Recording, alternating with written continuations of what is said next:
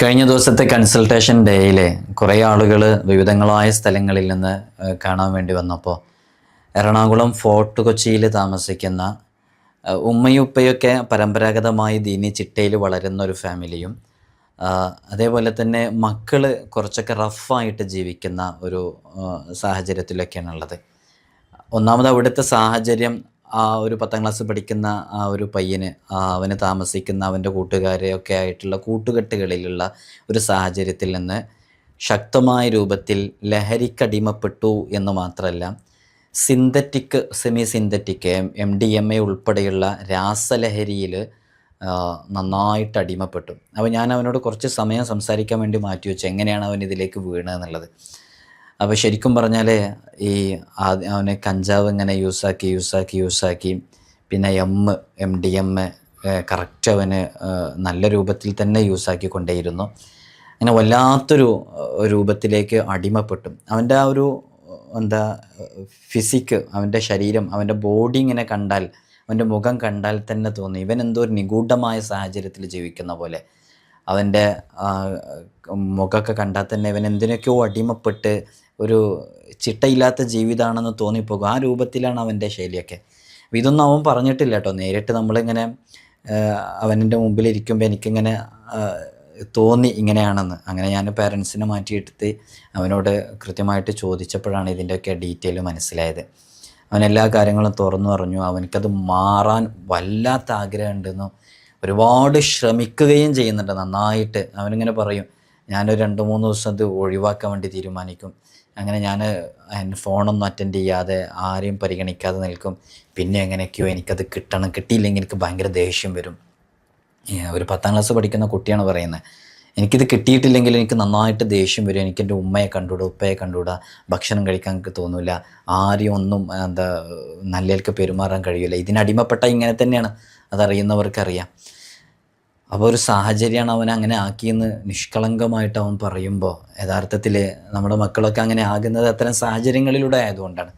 നമ്മൾ ശ്രദ്ധിക്കേണ്ട ചില വിഷയങ്ങൾ, ഇത്തരം മക്കളിൽ അവരുടെ ഈ ദുസ്വഭാവം മാറിക്കിട്ടാൻ, അല്ലെങ്കിൽ ചീത്ത സാഹചര്യങ്ങളിൽ വളരുന്നവരുടെ ഈ സ്വഭാവത്തിൽ നമുക്കൊരു ചേഞ്ച് വരാൻ ചെയ്യാൻ പറ്റുന്ന ആത്മീയമായ വഴികളാണ് പറയുന്നത്. നിങ്ങളിത് ചെയ്തു നോക്കുക, നല്ല റിസൾട്ട് ഇത് കാരണമായിട്ട് ലഭിക്കും. നമ്മളെപ്പോഴും നമ്മൾ ചെയ്യുന്ന പല വിഷയങ്ങളിലും നമുക്ക് ഏറ്റവും കൂടുതൽ ഫലം ലഭിക്കുന്ന ചില ആത്മീയമായ വഴികളുണ്ട്. അതിൽപ്പെട്ടൊരു വഴിയാണ് ഇന്ന് പറയുന്നത്. ഇത് നിങ്ങളുടെ മക്കൾക്ക്, നിങ്ങളുടെ ഇത്തരം അടിമകളായിട്ടുള്ള ലഹരിയുമായി ബന്ധപ്പെട്ട് ബുദ്ധിമുട്ടിയിട്ടുള്ള ആളുകൾക്കൊക്കെ ഇതൊന്ന് ചെയ്തു നോക്കാം. നല്ല ഫലം ഇത് കാരണമായിട്ടുണ്ടാകും. ഒരു അത്ഭുതകരമായ രൂപത്തിൽ അതിൽ നിന്നൊക്കെ ഒരു മാറ്റം വരും ഇൻഷാ അല്ലാഹ്. വിഷയത്തിലേക്ക് പ്രവേശിക്കുന്നതിൻ്റെ മുമ്പ് നേരിട്ട് കാണാനുള്ള ഡേറ്റ് ചൊവ്വാഴ്ചകളിൽ മാത്രമാണ്. ചൊവ്വാഴ്ച നേരിട്ട് വരാൻ വേണ്ടി ബുക്ക് ചെയ്യാൻ വിളിക്കേണ്ടത് ഞായറാഴ്ച 10 മണിക്കാണ്. വിളിച്ച് ബുക്ക് ചെയ്തതിന് ശേഷം മാത്രമേ വരാവൂ എന്ന് ഓർമ്മപ്പെടുത്തുകയാണ് ഇൻഷാ അല്ലാഹ്. അല്ലാഹു സുബ്ഹാനഹു വ തആല നമുക്ക് നല്ല റാഹത്തും സന്തോഷമൊക്കെ നൽകട്ടെ. നമ്മൾ ഇതിൻ്റെ അപ്ഡേഷനും കാര്യങ്ങളൊക്കെ ഇൻസ്റ്റയിലും വാട്സപ്പിലൊക്കെ നമ്മൾ അപ്ഡേറ്റ് ചെയ്യാറുണ്ട്. അവിടെ നോക്കിയാൽ അതിൻ്റെ ഡീറ്റെയിൽസും കാര്യങ്ങളൊക്കെ കിട്ടും. അനുസരണാശീലം ഉണ്ടാക്കുക എന്നുള്ളതാണ് ഇതിൻ്റെയൊക്കെ പ്രധാന ഘടകം. നമ്മുടെ മക്കൾ ഇങ്ങനെ ഇതിലേക്ക് തെറ്റിപ്പോകുന്നു എന്ന് കാണുമ്പോൾ, അല്ലെങ്കിൽ നമ്മുടെ ഭാര്യ, നമ്മുടെ ഭർത്താവ്, ഞാൻ ഈ ഭാര്യ എന്നൊക്കെ പറയുന്നത് പുതിയ കാലം അങ്ങനെയാണ്. എത്രയോ ടീനേജിൽ പെട്ട സ്കൂളുകളിൽ പഠിക്കുന്ന, കോളേജുകളിൽ പഠിക്കുന്ന കുട്ടികളൊക്കെ ഇതിനടിമപ്പെട്ടുകൊണ്ടിരിക്കുകയാണ്. അവർ വളർന്നു വരുമ്പം മദ്യപാനികളായി മാറുന്നു, അവർ ഡ്രഗ്സ് യൂസാക്കുന്നു, അവർ ഇതേപോലെയുള്ള രാസലഹരികൾ യൂസാക്കുന്നു. അപ്പോൾ അവരൊക്കെ ഇതിൽ നിന്ന് മാറുക എന്നുള്ളതിൻ്റെ പ്രധാനപ്പെട്ടത് നമ്മുടെ ഇണയാവട്ടെ, ഭർത്താവട്ടെ, ഭാര്യ ആവട്ടെ, മക്കളാവട്ടെ, വേണ്ടപ്പെട്ടവരാവട്ടെ, അനുസരണാശീലമുണ്ടാകുക എന്നുള്ളതാണ്.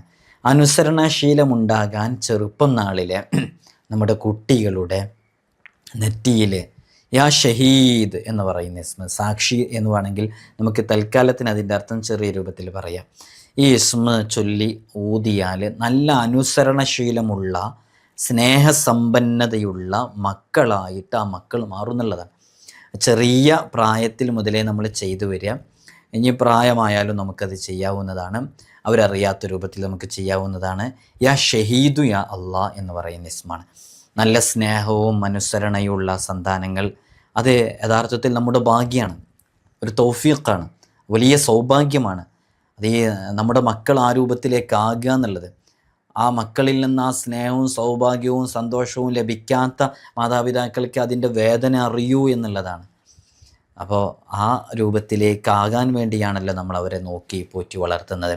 ആ രൂപത്തിലേക്കാകുക എന്നുള്ളത് വലിയ ഭാഗ്യമാണ്. നമുക്ക് സമ്പത്തുണ്ടായിട്ട് കാര്യമില്ല, നമുക്ക് സ്വാധീനമുണ്ടായിട്ട് കാര്യമില്ല, നമ്മുടെ മക്കൾ ഏതൊരു മേഖലയിലും അറിയപ്പെടുന്ന ആളായിട്ട് കാര്യമില്ല. അതൊക്കെ മാതാപിതാക്കൾക്ക് ഉപകരിക്കപ്പെടുമ്പോഴാണ് യഥാർത്ഥത്തിൽ മാതാപിതാക്കൾക്ക് സന്തോഷമാവുള്ളൂ.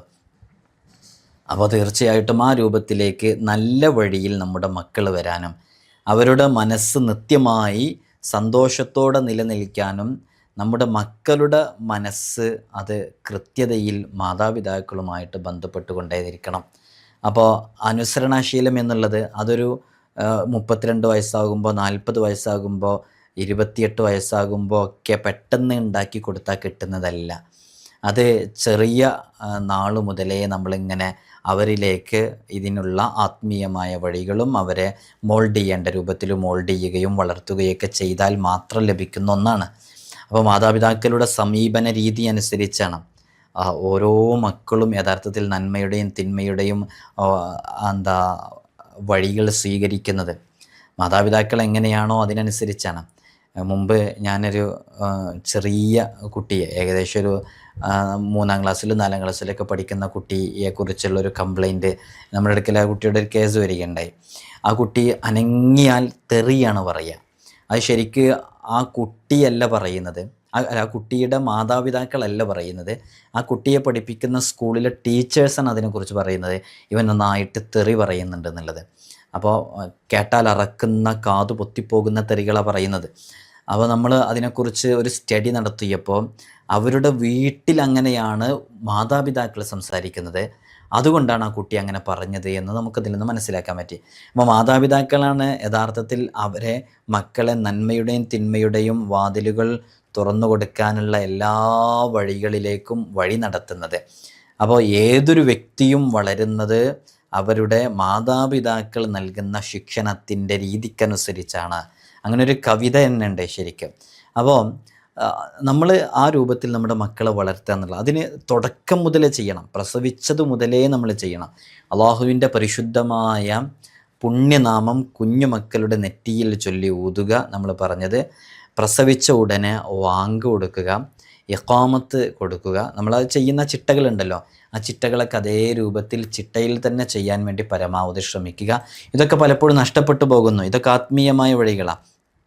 ആ കുഞ്ഞ് ജനിച്ച ഉടനെ നല്ല സ്വലാഹിൻ്റെയും ഖൈറിൻ്റെയും അഹ്ലുകാരിൽപ്പെട്ട ഒരാൾ, നല്ല സജ്ജനങ്ങളിൽ പെട്ട ഒരാൾ, തീ സ്പർശനമേൽക്കാത്ത, അതൊക്കെ നമ്മൾ എപ്പോഴും ചെയ്തു വരുന്നതാണ്, പഴയകാലം മുതലേ ചെയ്തു വരുന്നതാണ്, നല്ല പുണ്യകർമ്മവും കൂടെയാണ്. തീ സ്പർശമേൽക്കാത്ത മധുരം അവർക്ക് നൽകുക. അതൊക്കെ സ്വാലിഹീങ്ങളൊക്കെ അവരുടെ സ്വന്തം വായിൽ നല്ല ആളുകളൊക്കെ ചവച്ച് അത് മക്കളിലേക്ക് നൽകും. തീ സ്പർശം നൽകാത്ത, മധുരം സ്പർശിക്കാത്ത. അതേപോലെ തന്നെ നല്ല അനുസരണശീലമുള്ള മക്കളായി തീരാൻ ഇതൊക്കെ കാരണമാണ്. ജനിച്ച ഉടനെ നമ്മുടെ മക്കൾക്ക് ചെയ്യേണ്ട കാര്യങ്ങളൊക്കെ ഉൾപ്പെടുത്തിയിട്ട് നമ്മളൊരു മാറ്റർ തന്നെ തയ്യാറാക്കിയിട്ടുണ്ട്. നിങ്ങൾക്ക് ആവശ്യമുണ്ടെങ്കിൽ നമ്മളതൊരു വീഡിയോ ചെയ്യുക. എങ്ങനെയെന്ന് വെച്ചാൽ നമ്മുടെ ഗർഭകാലം മുതൽ ശ്രദ്ധിച്ചു പോന്ന് ജനിച്ച ഉടനെ നമ്മൾ ചെയ്യേണ്ടുന്ന ചില കൃത്യമായ ചിട്ടകൾ. ആ ചിട്ടകൾ എന്ന് പറഞ്ഞാൽ അത് പൂർവ്വകാലം മുതൽ പഴയകാലം മുതൽ നമ്മുടെ ഉലമാ പണ്ഡിതന്മാർ സൂഫി വര്യന്മാർ ചെയ്തു പോരുന്ന, അങ്ങനെ ചെയ്തപ്പോഴാണ് ഷാഫി ഇമാമിനെ പോലെയുള്ള, മുഹീദ്ദീൻ ഷെയ്ഖ് ഖദ്ദസുല്ലാഹു സിർറഹുൽ അസീസ് മഹാനവറുകളെ പോലെയുള്ള വലിയ വലിയ മഹത്തുക്കൾ ഇവിടെ ഉണ്ടായത്. അത് ഇത്തരം നന്മകളൊക്കെ ചെയ്ത് ഇത്തരം വഴിയിലൂടെ വഴി നടത്തിയത് കൊണ്ടാണ്. അപ്പോൾ ആ നല്ല രൂപത്തിൽ അവരാദ്യം കേൾക്കേണ്ടത് ഇന്നതായിരിക്കണം, അങ്ങനെ ഇതാക്കുക. അതേപോലെ തന്നെ പ്രസവിച്ച കുഞ്ഞിൻ്റെ അടുക്കൽ വെച്ച് സൂറത്ത് യൂസുഫിലെ ഇന്നാ അൻസൽനാഹു ഖുർആനൻ അറബിയ്യൻ ലഅല്ലക്കും തഅഖിലൂൻ എന്ന് ചൊല്ലുക. ഇങ്ങനെയുള്ള ചില ചിട്ടകളൊക്കെ നമ്മൾ പാലിക്കേണ്ടതുണ്ട്. ആ ചിട്ടകളൊക്കെ പാലിച്ച് നമ്മുടെ മക്കളെ സ്റ്റാർട്ടിങ് മുതൽ നമ്മളെ ശ്രദ്ധിക്കുകയാണെങ്കിൽ തീർച്ചയായും ആ മക്കൾ സ്വലാഹിൻ്റെയും ഖൈറിൻ്റെയും അഹ്ലുകാരിൽ ഉൾപ്പെടുമെന്നുള്ളത് തീർച്ചയാണ്. അള്ളാഹു നമ്മുടെ മക്കളെയൊക്കെ നല്ല രൂപത്തിലാക്കട്ടെ. ഇപ്പോൾ നമുക്ക് ചെയ്യാൻ പറ്റുന്നത്, നമ്മളൊരുപാട് രൂപത്തിലുള്ള വിഷയങ്ങൾ ഇതുപോലെ പറയാറുണ്ട്. അതിൽപ്പെട്ട ഒന്നാണ്, വളരെ പെട്ടെന്ന് നമുക്ക് ചെയ്തു കൊടുക്കാൻ പറ്റുന്നതാണ് യാ ഷഹീദു യാ അള്ളാ എന്ന് പറയുന്ന ഇസ്മ. അത് എത്ര തവണ വേണമെങ്കിലും നമുക്ക് ചൊല്ലാം. അസ്മാഉൽ ഹുസ്നയിലെ ഇങ്ങനെയുള്ള ഓരോ ഇസ്മുകളും അത്ഭുതങ്ങളുടെ കലവറയാണ്.